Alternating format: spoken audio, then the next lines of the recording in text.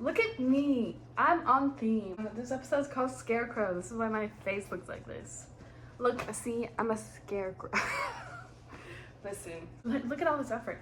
I don't have like a scarecrow. I'm not really an autumn person, so the best I have is this not friendly shirt and please don't touch me, which is good for all occasions, but especially for creepy scarecrows. So, hi! We're on episode 11. This is good. This is good. It's gonna be good. You're gonna like it. Oh, we're getting story, okay? We're getting development, okay? Things are progressing. This is not a filler episode. And we're gonna add a recurring character. We haven't added a recurring character ever since the first episode. So this is exciting stuff, guys. This is exciting stuff. And I'm excited. Can you tell? Also, we updated the unfind count to 3 for the series, I believe.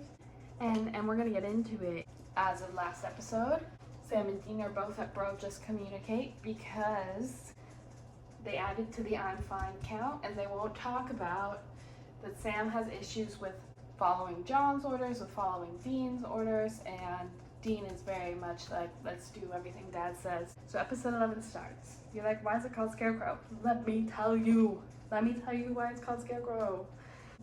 This is a year in the past, okay? A couple gets lost. The people in town are really nice and like helping them out, giving them directions, fixing their car. Their car ends up breaking down just a little bit after they leave town. And their phones die. Suspicious. Suspicious. They're like near a farm. So they like get out and they're like, well, let's go try and talk to the people at this farm, see if there's anyone here that can help us. I can't touch my face. Don't touch your face. They see a big creepy scarecrow. I mean, like, this is a little creepy, I would say, but like, it's a scary scarecrow. It's intense. Scarecrow then comes to life and kills them both. I think he even like rips one of their faces off. It's intense. It's a lot, okay? It's a messy murder. The scarecrow is scary. Don't touch the scarecrow. Scary. Cut 2. Remember the phone call we had at the end of the last episode where Dean's phone is ringing, but Dean doesn't wake up, so Sam wakes up and he's like, Dad? Do you remember that? Our jaws were on the floor. Our jaws were on the floor because John communicating with his children. Sam picks up the phone. Dad? Wait, I need my pen. Dad? Is John going to apologize? Is John going to reunite with his sons? Is he going to say, oh my gosh, like, I can't believe I've been sending you coordinates and also that I cut you out of my life, Sam. And is that what's gonna happen?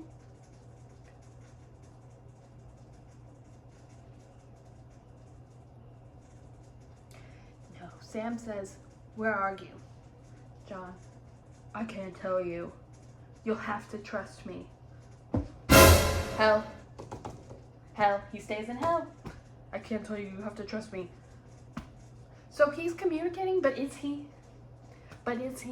No. And then we get a little bit of a reveal. You remember this? Do you remember the whole reason for the show? That they're trying to find who killed their mom or wife. And John is supposedly tracking this thing down, and that's why he's like abandoned his children. Remember this? The man that stood over Sam as a baby? You remember? Do you remember? We all remember. We're caught up. John says that what killed Mary was a demon. Ooh, applause for a reveal. Applause for a reveal. We've only had one demon so far in the show, and it was the plain demon, you remember? That looked like a bunch of fleas. How many times have I said you remember? But it's important. We have to remember stuff because we're actually getting to plot development. The man, demon, we've just learned. John says it's a demon. So, we're going to add... Now, this is not canonically accurate to Supernatural, but it's a good, like, visual aid. I've made little devil horns. It's the easiest way for me to just add on to existing drawings. So there we go. The man has little devil horns now. Sam is like, let us help. John says, you can't. He says, I'm calling you to tell you to stop looking for me. Boo! Boo! Boo! Boo! Boo! You abandoned your children. You're missing. You're looking for their mom. They want to help you. And he's like, no. I'm just calling to tell you, stay away from me. Oh, hell. Hell again. How many times in an episode can you go to hell, John? Many times. Many times. While this phone call is happening, Dean wakes up. Oh! Dean wakes up.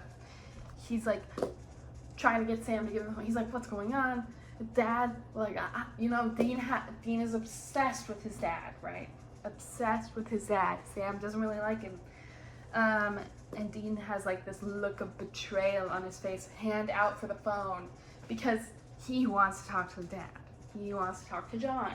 Dean ends up taking the phone, and John says, okay, here are these names, write them down. The names are the Scarecrow couple victims. And he says, I'm giving you an order to go after this supernatural thing. Sam and Dean, flash forward, are in the car going to Indiana. Or are they? Because Sam's driving. And Sam's upset, right? Sam says they need to go to California because that's the area code of the payphone that John used. It's like, we gotta go find Dad. My phone's on low battery. It's fine. So then Sam and Dean have an argument about, Dean's like, no, we have to go follow Dad's orders. And Sam's like, you just have blind faith in him. And Sam's like, we shouldn't be following these orders. We need to go find him. We need to go find the thing that killed Mary and Jess. Don't forget Jess. R.I.P. Jess. I have taken her photo down because I just don't care. But Sam does care. Anyways, Dean's like, I'm a good son and you're not. Ooh, T, that's like the crux of a lot of their arguments, right? Remember when they said they were fine? Remember when they said they were fine and they didn't need to talk? And then now that has built up to this huge argument they're having? Oh, it's almost like we should communicate. Then they decide, oh, wait. This is very important. We have a new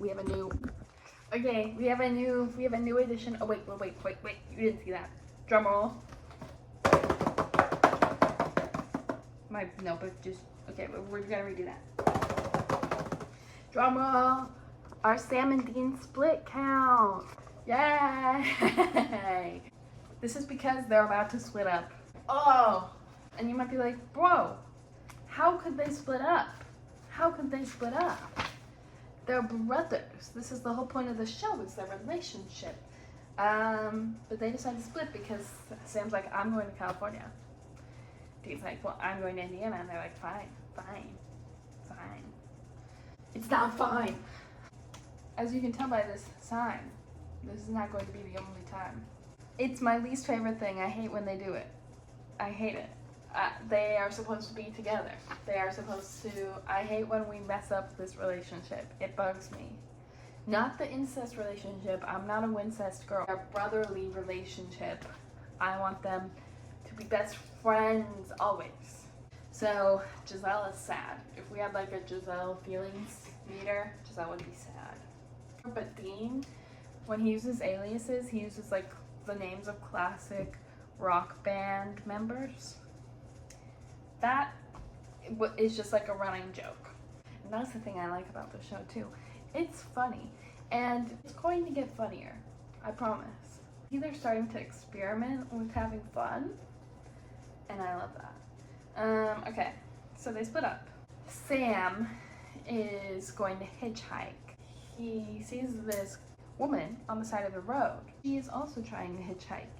And this is our first recurring character edition. Yay! She gets a cursed image. Her name is Meg. This is Meg. Sam asks Meg where she's going. Meg's like, I'm not gonna tell you. You could be a freak. Applause. Applause for Meg. We don't give our location to random men. We don't share information with random men. A van driver pulls up and is like, You want to ride? Only the woman. Boo, van driver. Boo. He would be in hell if he mattered. He doesn't know. Cut to Dean. Dean finds the scarecrow, and he finds that it has a tattoo of the guy from the couple in the beginning of the episode. So it seems that the scarecrow is like taking the skin of its victims, and they're all like stitched together. It's freaky. It's freaky. But it's kind of fun. Cut to Sam. We're gonna be cutting a lot, okay? Sam's waiting at the bus station. He's finally gotten to the bus station. The next bus to California is not until tomorrow. But guess who's at the bus station? You get one guess. It's Meg. It's Meg, a woman. We love to have a woman because we've been dealing with, Mary's dead. All of our women have died. So this is exciting to have an alive woman. Meg is there. She says, yeah, the van guy assaulted me. Van guy, hell. Ooh. So she's at the bus stop. And she's also going to California, turns out. Fun fact. And, there's kind of like a little romantic vibe going on. It kind of seems like they're a little flirty. And, like, I'm not mad about it. Meg's kind of a slay. Look at her in her pixie cut. She's slaying. So, Meg and Sam are talking. They're talking at the bus station, and Meg's like, yeah, I just, like, my family and I disagreed on a lot, and they had, like, a set plan for me, and I didn't want to follow that plan, And she's like, you probably wouldn't get it. Sam's like, I get it. I get it. That's my life. That's why I'm separated from my brother right now. That's me. So they're connecting over that. Cut to Dean. He saves a couple from the scarecrow. He calls Sam. And for that, Dean, a slay. Dean says the scarecrow's actually a Norse pagan god that the town sacrifices to. This is our first god of the series, which is pretty exciting. It's like, okay, gods are real too? Bro. Demons, we've got gods, we've got ghosts, we've got, what's the guy in the sewer? Shapeshifter in the sewer. We've got Wendigos. At the end of this phone call, Dean apologizes to Sam. Oh, oh. Perfect angel, Dean. And encourages Sam to do his own thing, to follow his dreams and his desires. He is supportive of his brother. Oh, our hearts are full. Even though our boys are split up, there's like something itching my face. Our boys are separated, but they have healed. They have apologized. They're not angry at each other anymore. We love. Dean learns he has to burn a sacred tree in the town to kill the god. It's kind of interesting that it's like as easy to kill a Norse pagan god as it is to kill like an angry spirit. Kind of leads to some questions, but like, whatever. Sam decides to go back to Dean. Oh, yay! We love Sam. Slay diva. He saves him from the scarecrow, and then the scarecrow kills 2 other townspeople. And we don't have to feel bad because they were the ones sacrificing everybody. Okay, so it turns out that the whole town is going to die now as a result of them killing this tree. But the whole town has been like sacrificing people every year to this god, so like, but anyway, we're gonna add like 2,000 people to our human death count and 1 non-human. Like, if you started to notice the vast difference between our human death count and our not human death count, you might be like, it seems like It seems like a lot of humans are dying and not a lot of supernatural things. Really makes you question the series. Cut to our diva, Meg. Meg is hitchhiking and she's with a man in another van. He tries to assault her. She pulls out a bowl. This bowl has screaming faces all around it. They're like that. It's like my tongue came out and like the makeup and I'm nervous now that it's just gonna go. Bowl of screaming faces. Bro, keep your tongue in your mouth. Oh my gosh. Bowl of screaming faces. And she's like, I need to make a call. Questions? Questions.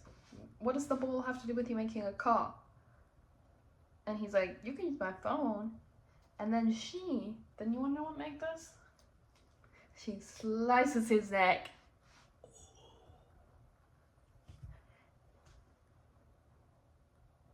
And you know what they say about dead men?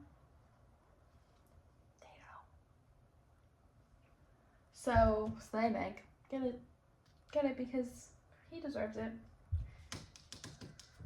Taking advantage of women. Could have been a serial killer too.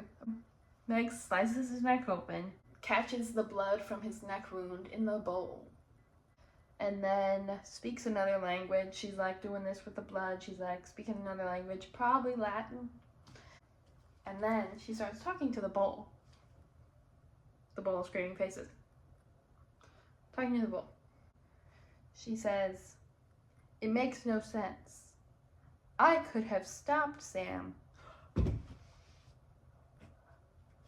Then she says, I could have taken them both. She says, why let them go? And then it's silent. We assume that someone else is talking to her, but we don't hear anything. And then she says, yes, Father. End of the episode. What? This is what I'm telling you. This is a good episode. This is a good episode because we have a new recurring character. Now she seems like, oh, she was going to take them out. She was going to take Sam and Dean out. She was going to take Sam and Dean out. What does that mean? Who is her dad? What is going on? Oh, what is she? Is she just a human that has learned how to, like, talk with something through blood and a bowl of screaming faces? Meg. I'm honestly gonna leave her Slay Diva for that serve because this is the kind of content we've been waiting for this season. We've had a lot of filler episodes. This is shocking. This is shocking. Shocking. We love. Who is she working for? Well, obviously it's her dad, but who is her dad? And why did they want to kill him? Is it related to the man that killed Mary? Are Sam and Dean gonna go after John next episode now that they've reunited? What are they gonna do? We don't know. We don't know. And that's so exciting. It's so exciting. We love the plot development because, like, I was not expecting. I thought Meg was gonna be a love interest when I first watched. And then, bam, villain. It's so good. And we've had like an imaginary villain this whole time. A faceless villain. Now we have one with a face. So exciting. So anyway,